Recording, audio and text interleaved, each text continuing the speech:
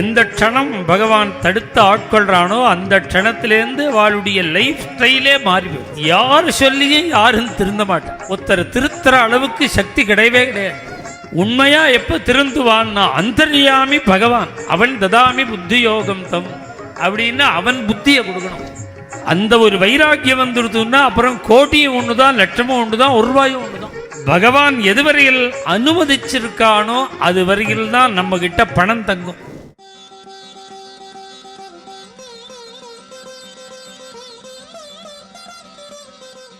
$9 கோடி ரூபாய்க்கு அதிபதியாயிருந்த தாசர்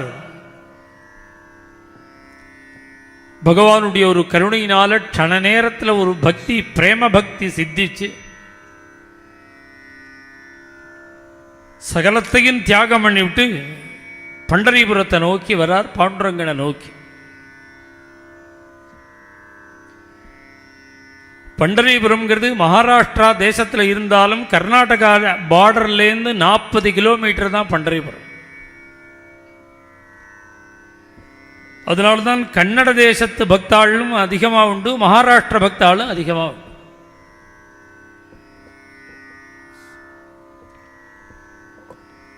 அந்த கர்நாடக தேசத்தில் நிறைய மகாத்மாக்கள் பாண்டுரங்க பக்தாள். அதில் பிரதானமாக உள்ளவர் புரந்தரதாஸ்.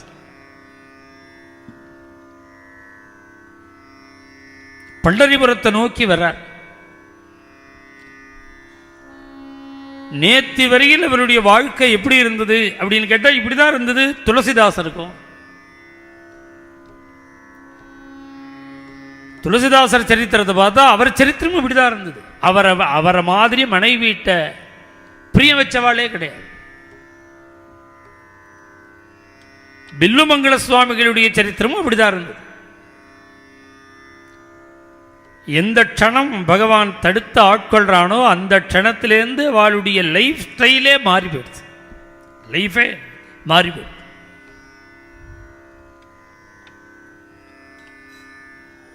யார் சொல்லியும் யாரும் திருந்த மாட்டார்.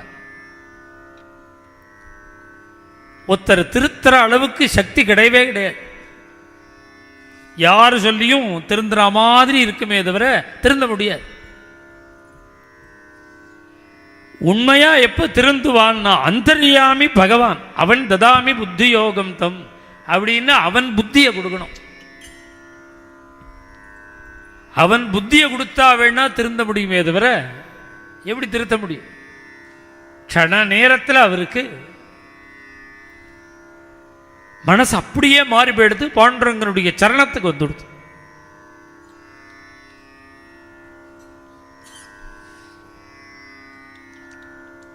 $9 கோடி ரூபாயை க்ஷண நேரத்தில் தியாகம்ங்கிறது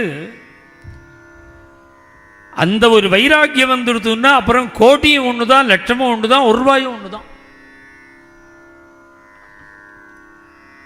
அத்தனையும் தியாகம் பண்ணிவிட்டு சம்சாரத்தோட வர வெளியில பந்துக்கள்லாம் வந்து தடுத்து கேட்கிறார்.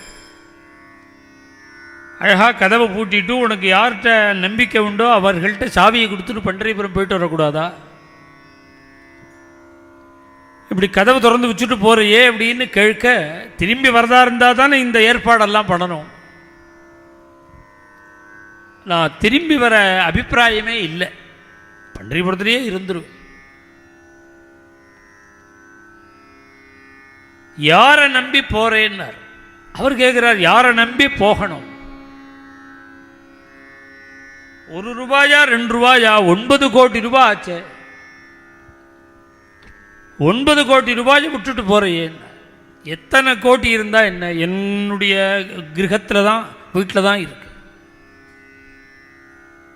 என் வீட்டில் இருந்ததுக்காக அது என்னோடதான் ஆயிடுமோ? என் கையில் இருந்ததுக்காக என்னோடதாக ஆகாதுன்னு பகவான் ஒரு மூக்குத்தியை வச்சுன்னு எனக்கு காண்பிச்சுட்டான். என்னோட கடை, என்னோட பீரோ, என்னோட லாக்கர், அதில் வச்சிருக்கேன் மூக்குத்திய. வீட்டுக்கு போயிட்டு அரை மணியில் திரும்பி வந்து திறந்து பார்த்தா மூக்குத்தியை காணும். சாவி எங்கிட்ட இருக்கு. 9 கோடி, இந்த மூக்குத்திக்கு ஆன கதி 9 கோடி ரூபாய்க்கு ஆகாதுன்னு என்ன நிச்சயம்?